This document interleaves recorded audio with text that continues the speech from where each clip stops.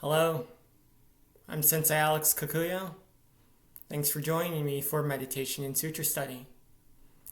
This evening's practice will consist of a 15-minute guided meditation, a reading from Buddhist scripture, followed by a Dharma talk.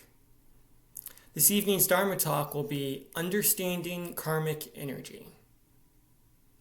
Before we get into that, please subscribe and hit the notification bell. That way you'll be notified when I post talks in the future. If you wouldn't mind hitting the like button, that'd be great too. So, we'll begin our guided meditation as we always do. I'll give you a moment to get into a comfortable position. The only rules are that you need to be in a position that you can hold for at least 15 minutes without moving. And again, you need to be comfortable. If you want to lay down, that's fine. I only ask that you please not fall asleep. If you want some instruction, what I like to do is sit cross-legged either on the floor or on the cushion. Back straight, chin slightly tucked.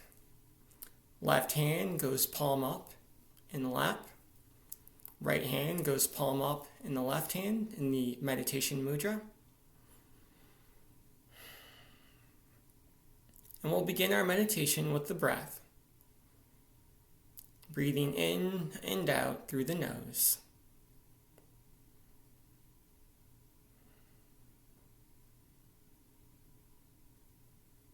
With every inhale, we push out our belly button slightly like we had a large meal.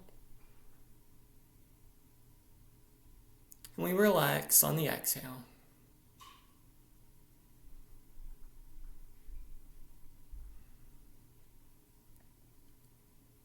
Breathing in this way engages the parasympathetic portion of our nervous system.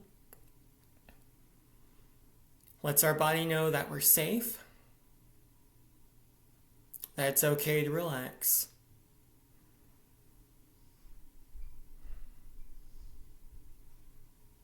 If we're wondering what to do with our thoughts, we bring our focus to the physical sensations of the breath. The feeling of air moving up and down our throat. The feeling of our belly expanding and contracting. The feeling of our clothing on our skin.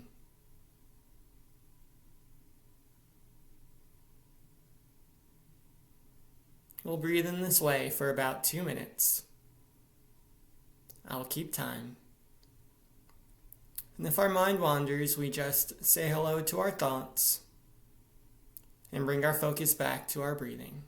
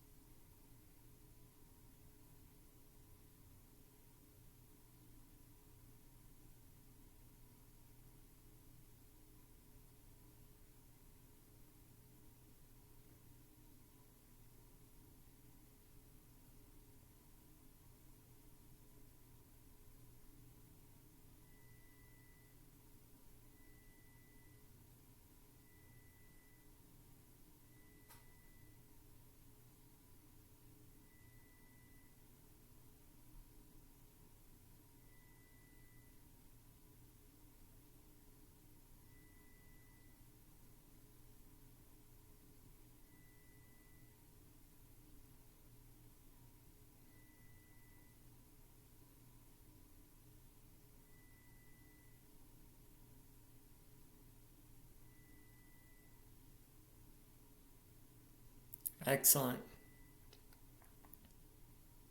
Now we'll add a visualization to our meditative exercise. Envisioning a fire burning in our belly in the space behind our belly button. This fire burns like a campfire in the woods, and it's our favorite color. If we like blue, the fire is blue. If we like red, the fire is red.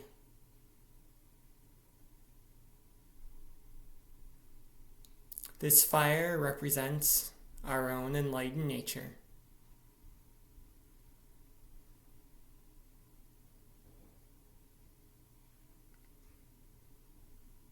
With every breath, we visualize ourselves bringing air into our lungs.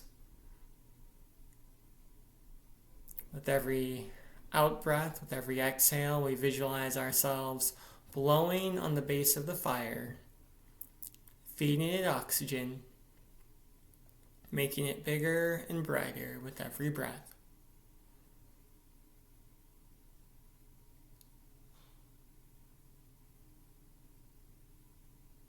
We'll breathe in this way for 2 minutes. I'll keep time.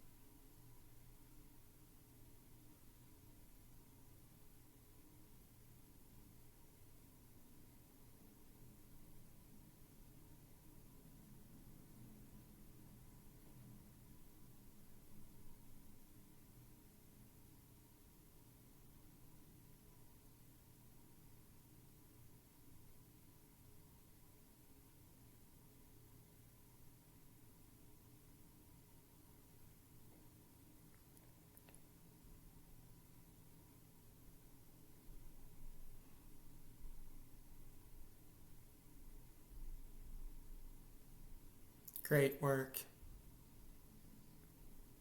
Keep breathing. And visualize a channel of energy going down from your belly all the way to the center of the earth. Once we get there, we find an energy that's identical to our own. If the fire in our belly is red, the earth's energy is red. The fire in our belly is orange, the earth's energy is orange. In his wisdom, the Buddha relied on the earth 2,600 years ago to realize enlightenment. And now we'll do the same. With every inhale, we visualize energy coming up from the earth, blending with the energy in our belly. With every exhale, we continue to blow on that energy, making it bigger and brighter with every breath.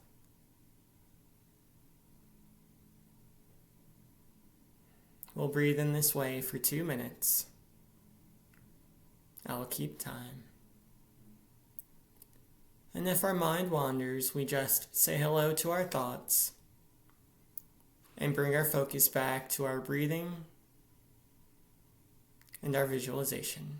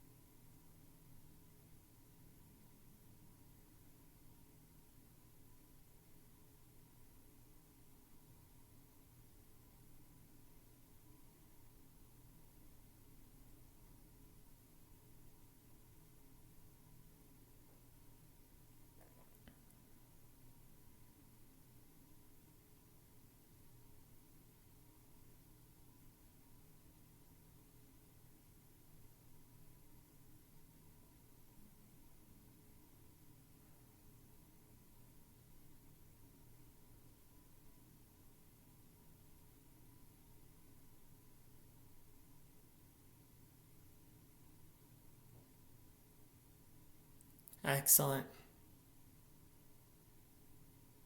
Everyone sitting so quietly and so still, bringing a great energy to the meditation. Now we'll build on that energy by sending a second channel of energy up to the top of our head. So we have one going from our belly to the center of the earth, another going from our belly to the top of our head. With every inhale, we continue visualizing energy coming up from the earth, blending with the fire of our enlightened nature. With every exhale, that energy gets sent up to the top of our head until it explodes out like a volcano, showering every inch of us in healing spiritual light.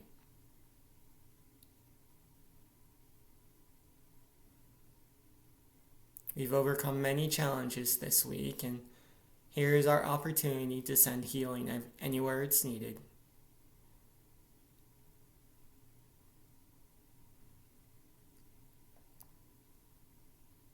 We'll breathe in this way for 2 minutes. I'll keep time.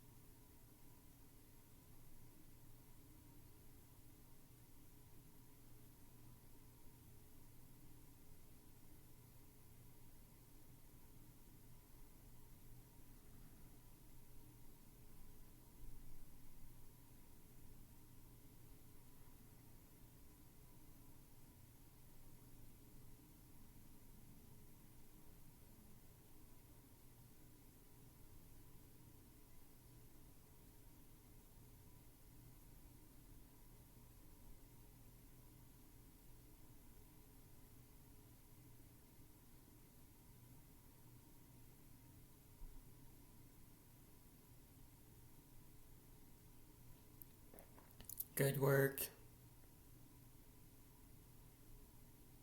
We've all sat so quietly and so still,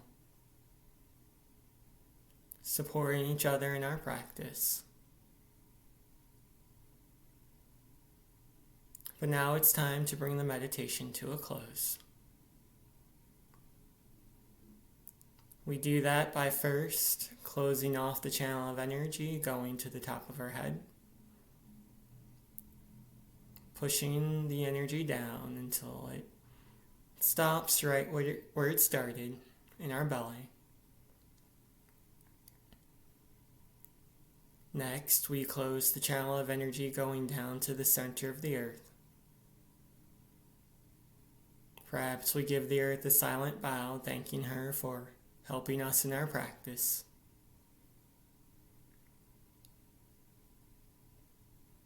Finally, we take a moment to contemplate the fire of our enlightened nature, which is burning in our belly. Reminding ourselves that we can call on this power whenever it's needed. But now it's time to bring this visualization to a close. So we let the fire fade from view. We come back to our bodies by moving our heads to the left and then to the right. Back and forth, slowly. Feeling the physical sensations in our neck.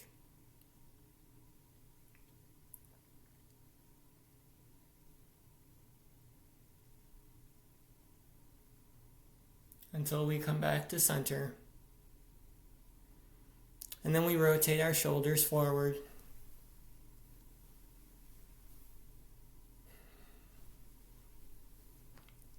And back. Again, feeling the physical sensations. Our muscles stretching. Our clothing rubbing against our skin. Then we allow our shoulders to hang towards the floor.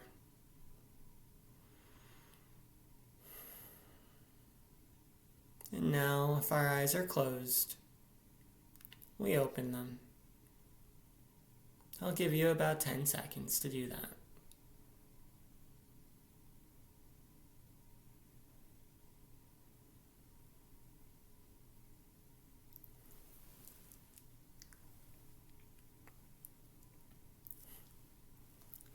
Thanks so much for doing that practice with me. Meditation is always a good way to start the evening.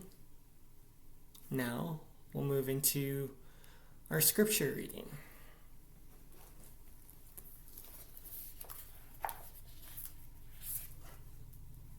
This evening's reading comes from the Abhidharma Samukaya, also known as the Compendium of the Higher Teaching.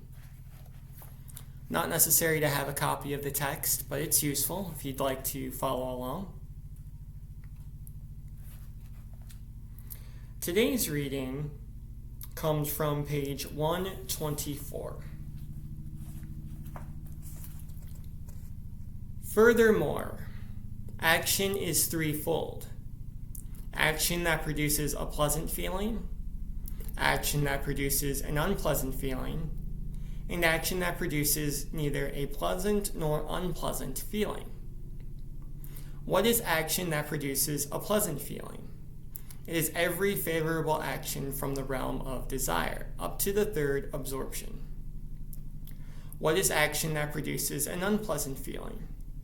It is unfavorable action.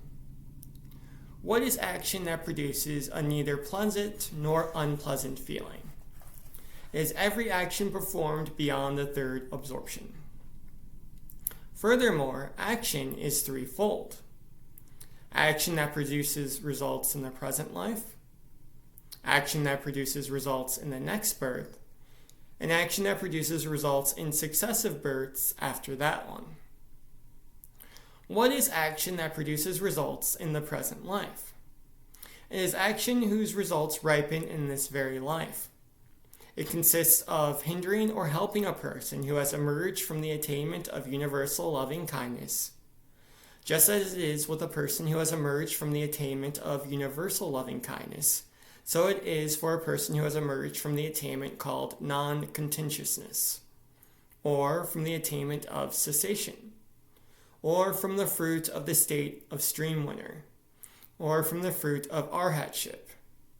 Moreover, a person who performs a favorable or unfavorable action with respect to the community with the Buddha at its head will also experience their results in this very life. Other persons who perform favorable or unfavorable actions may experience their results in the present life depending on the intensity of their intention. What is action that produces results in the next birth? It is actions whose results will ripen in the next birth, such as, for example, the 5 actions of immediate fruition. Furthermore, every other favorable or unfavorable action whose results ripen in the future life is called action producing results in the next life. What is action that produces results in successive births? After that one. It is action whose results will ripen in the births that follow the immediate next birth. It is called action that produces results in successive births after that one. Furthermore, action is fourfold. Action that is black and produces black results. Action that is white and produces white results. Action that is black and white and produces black and white results. An action that produces neither black nor white results, and which leads to the destruction of actions. What is action that is black and produces black results? It is unfavorable action. What is action that is white and produces white results? It is favorable action pertaining to the three realms. What is action that is black and white and produces black and white results? It is action pertaining to the realm of desire, which is black in its intention but white in its means, or action which is black in its means but white is in its attention. What is action that produces neither black nor white results, and which leads to the destruction of actions? It is pure actions, in the path of application in the immediate path.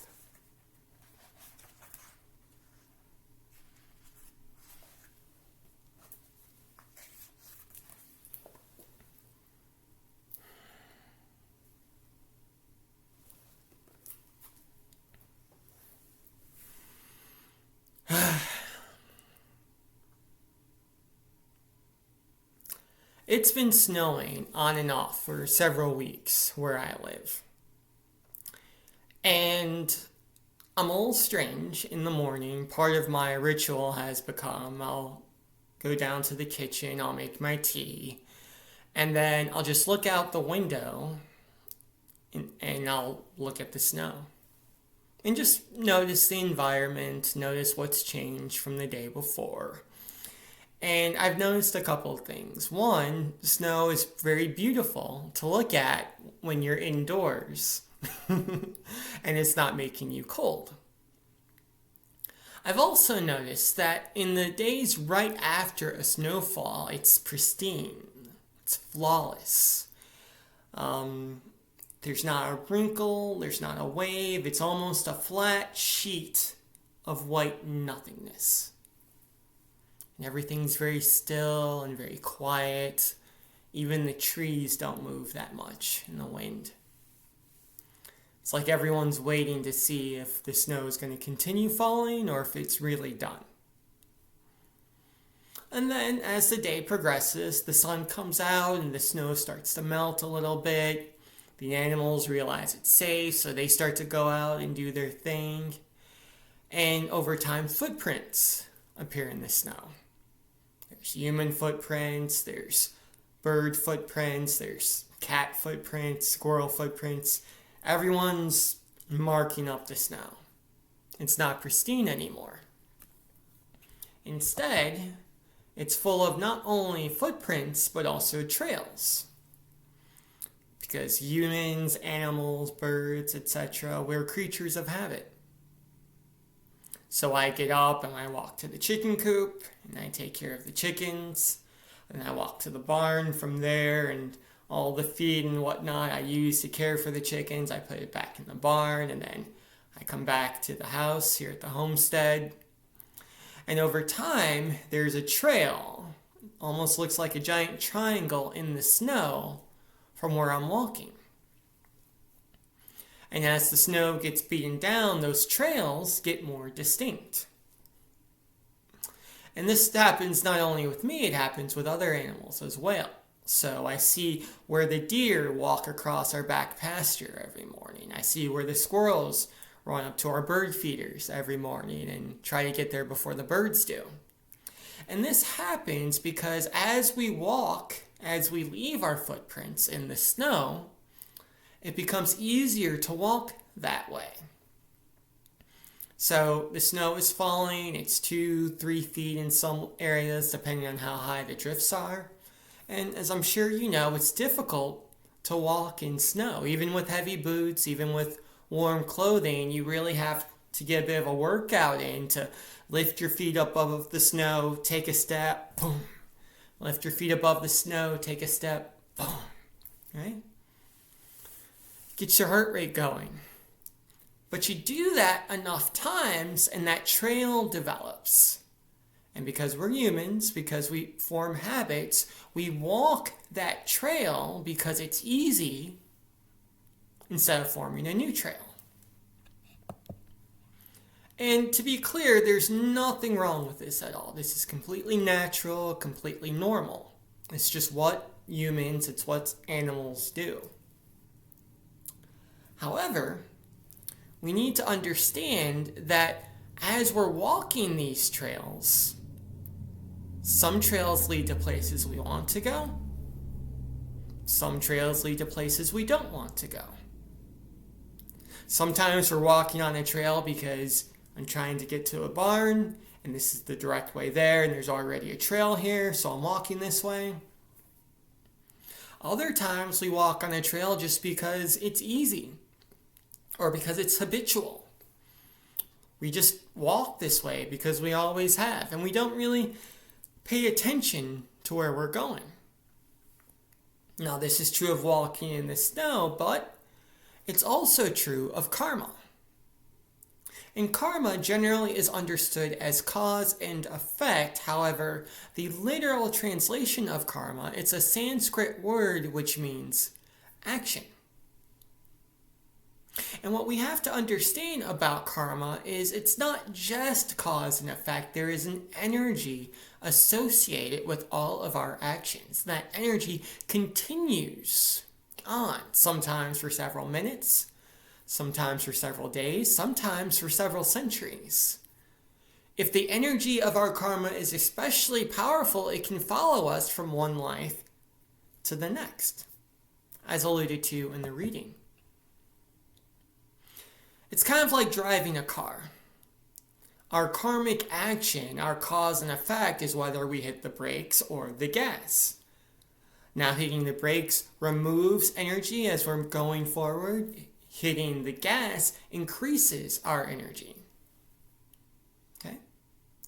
But if we have our foot pedal to the metal, going as fast as we can for a long period of time, the longer we go that way, the more energy is associated with that movement in that one particular direction, well, the harder it becomes to stop. This is why in inclement weather like rain or snow, we're always told to drive more slowly than normal, because it's already hard to stop, so we want to add less energy to our movement. And in other situations, we may be safer to go more quickly. But we need to pay attention to our environment to figure out which is which. And our karma works in exactly the same way. Our karmic actions, our cause and effect, create trails, sometimes literal trails in the snow, sometimes mental, spiritual, psychological trails in our minds. And just like walking trails in the snow, there are some trails that are healthy, some trails that are unhealthy. Sometimes we do and say things because we have a very specific goal and we know what we're trying to do. Other times we say and do things because that's just what we've always done. Or maybe that's what the people around us are doing, so that's all we've been exposed to. For example, if we had a grandparent, let's say, who was an angry and mean-spirited person, the karma of their hurtful actions carries on. It's not just a handful of hurtful comments, verbal or physical abuse. There's an energy that's being transferred from our grandparents to our parents. They're learning those patterns of behavior. They're walking those trails over and over and over again. And all that anger and all that mean-spiritedness can go from one generation to the next. And maybe, if we're unlucky, it comes to us. 3 generations of people walking the same painful, well-worn path. Now, I don't necessarily like this term because it has some incorrect connotations, but sometimes this is known as a generational curse. Which, to be clear, doesn't mean that we or anyone is being punished. It simply means that there is a pattern of behavior, in this case a negative pattern, that's going from one family member to the next. This is why ignorance is so dangerous. This is why it's included as one of the 3 poisons. Because if we can't see the consequences of our actions, if we can't see that, well, this trail goes to the barn and I actually want to go to the bird feeder, we end up doing things, saying things, walking trails that at best are unhelpful and at worst are harmful. So we have to be aware of where we're going and why.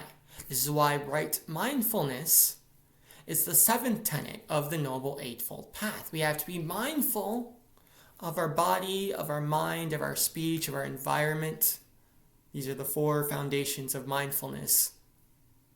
We have to pay attention to all of those things so we can see the karmic energy, the cause and effect that we are putting out into the world. And I want to be clear, karmic energy isn't always negative. If we get up in the morning, let's say, and our spouse brings us breakfast in bed, let's say it's our birthday, and then they sit with us and we have a pleasant conversation, that's karma. That's cause and effect. And that creates positive karmic energy that gets transferred to us. There's also a little bit of a backsplash that goes to them. Everyone feels good. And we carry that energy throughout the day. As a result, we're less susceptible to negative influences. Just like walking in a trail through the snow. If the trail is well worn and we can see what's there and where we're going, we're less likely to slip on the ice. We're less likely to trip over that log that's buried a foot under the snow. But if our foot hit it just right, we'd go falling. And we, if we're paying attention, if we're mindful, we can create that karmic energy. We can nudge people, including ourselves, in positive directions. Saying thank you and being kind creates that nudge, for example. So if we're working with a coworker, let's say, and they do something nice for us. We're struggling with a project and they help us. If we're dealing with a loved one, let's say a child takes out the trash without being asked. Someone calls to check in on us unexpectedly. Simply saying thank you, I really appreciate that, nudges them to keep going in that direction. It's encouragement, right? And we can do this every second of every day. This is why right speech is the 3rd tenet of the Noble Eightfold Path. Because if we engage in right speech, please, thank you, I appreciate what you're doing, good job. If we encourage right action in others, we can help direct them or nudge them into positive directions. And it's important not to forget, we can also do that with ourselves. Positive self-talk is very important. Now, that doesn't mean that we don't admit when we make mistakes. Oh, well, that was screwy. I shouldn't have done that.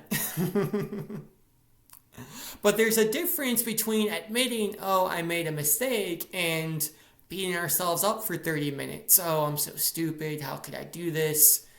You know, that guidance counselor from high school was right. I'll never amount to anything. That negative self-talk keeps us walking on those negative trails. Just like negative talk directed at other people pushes them in negative directions. Being nice to others encourages them to be nice to us. Being nice to ourselves also encourages us to be nice to ourselves. But we have to understand karma and the energy associated with our karma in order for this to be effective. Now, there's a couple things we need to note. One, we often talk about karma in terms of reward and punishment, and that is incorrect. If we are in the United States, for example, and we start walking north, if we walk long enough, we're going to hit Canada. Now, we're not being punished by hitting Canada. We're not being rewarded either. That's just what happens if you're in the United States and you move north. It's just a natural consequence of our actions. So it can be helpful to figure out how we got somewhere. It can be helpful to figure out where we're trying to go. We should definitely do those things. But again, beating ourselves up, feeling guilty for mistakes we've made in the past is unhelpful. Because being negative towards ourselves just encourages us to move in negative directions, just like being negative to someone else encourages them to move in negative directions. Feeling guilty is useless. Okay? Regret, realizing we made a mistake, sure, absolutely. But guilt, not so much. If I take $5 out of your wallet, do you want me to feel guilty? Or do you want me to give you your money back? Very important we understand that karma is not about reward or punishment. It's simply about cause and effect, understanding the consequences of our actions. It's also important we understand that it can be difficult to change the direction of our mental habits if they're deeply ingrained. The sutras tell us that we have karmic energy that's carried over from countless lifetimes that have led us to this moment. Some of that energy is positive, some of that energy is negative. And it takes time for us to unwind that energy. This is especially important when we talk about the traditional practices of Buddhism. We know meditation's healthy. We know that chanting is good for us. We love lighting incense and candles on our altar, and yet it's so difficult to get ourselves to do it. Why? Because we have a lifetime of karmic energy pushing us in the other direction. We have an entire society pushing us in different directions, pushing us towards social media, pushing us towards movie streaming services, pushing us towards drugs and alcohol. So it takes time for us to turn into a different direction. And even when we're facing that direction, it takes time for us to create that new trail in the snow. Which is why I always remind you that this is a lifetime practice. It took us countless lifetimes to get to this point. It's going to take at least one more to get somewhere else. And that's not something you feel bad about. We didn't do anything wrong. That's just a consequence of the things that have happened before. We're no more guilty of anything than we are that where guilty snow is falling in January. The important thing is we recognize the snow is falling and we react to it skillfully.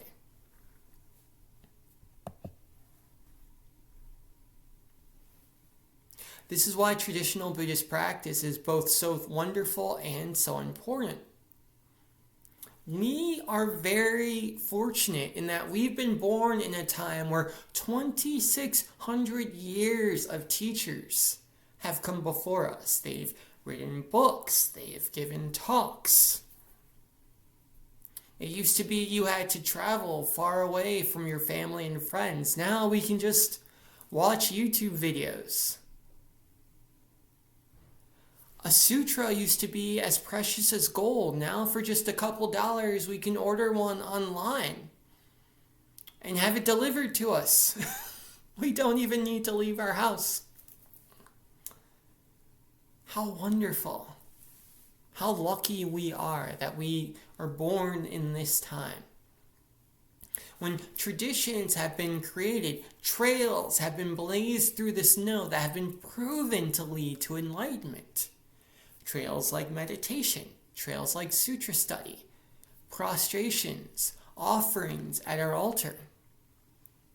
We don't do these things for no reason. Yes, tradition is part of it. But also we do it because these things are proven to be effective. Otherwise, they would not have lasted for 2,600 years. The patriarchs and matriarchs who came before us in their infinite compassion and wisdom have blazed the trail. And all we have to do is walk. Speaking of karmic energy, I have a very warm, mushy feeling right now just thinking about that. So many people who came before us, who endured so much suffering so that we wouldn't have to. We just soak up all that karmic energy and try to do something positive with it. But we have to understand how karma works, first and foremost. And if we understand how karma works, if we understand karmic energy, then it's easy to understand why I'm constantly telling you that everyday life is a spiritual practice. Every moment is important. Every time we cut the grass, every time we make coffee, every time we wash the dishes, we are creating energy through our actions, our cause and effect that move the world in different directions. Now, the thing we struggle with is because we're human beings and we want to know exactly what's going to happen, when, where, how, and why. And that's not always how the world works. The Buddha could not have known 2,600 years ago what was going to happen when he got up from under the Bodhi tree and started teaching the Dharma. Sujata could not have known what would have happened when she pulled that strange hungry man out of the river and gave him rice milk to eat. She didn't know that he'd become the Buddha. He didn't know that he'd create a religion that's the 4th largest in the world that has helped people end suffering for themselves and others for 2,600 years. They didn't know that. They only knew that in that moment they had a choice through their cause and effect, through their actions to create positive or negative energy. And through their positive karmic energy, they create a path that you and I walk on to this day. And we can do the same. We don't know where these trails will lead, but we can work to create good ones, positive ones. Trails of kindness, trails of generosity, trails of compassion, wisdom, understanding through our everyday actions. And in doing so, our energy will make life better, not just for us, but for all sentient beings. Amitabha.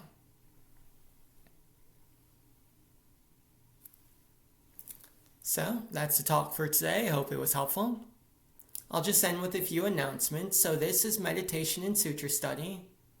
We do it every Wednesday at 7 p.m. Eastern Standard Time, broadcast from this channel. So if you enjoyed today's practice, please make sure you subscribe and hit the notification bell. That way you'll be notified when I do practices in the future. If you wouldn't mind hitting the like button, that'd be helpful both to me and the channel. Also, on Sundays, we do something a little less involved. It's Dharma Sunday, in which case I take some topic from the news or pop culture, and I give a Dharma talk speaking on it from Buddhist perspectives. Again, that's Sunday at 7 p.m. Eastern Standard, also broadcast right from this channel. So, I hope to see you there. Until next time, Amitabha.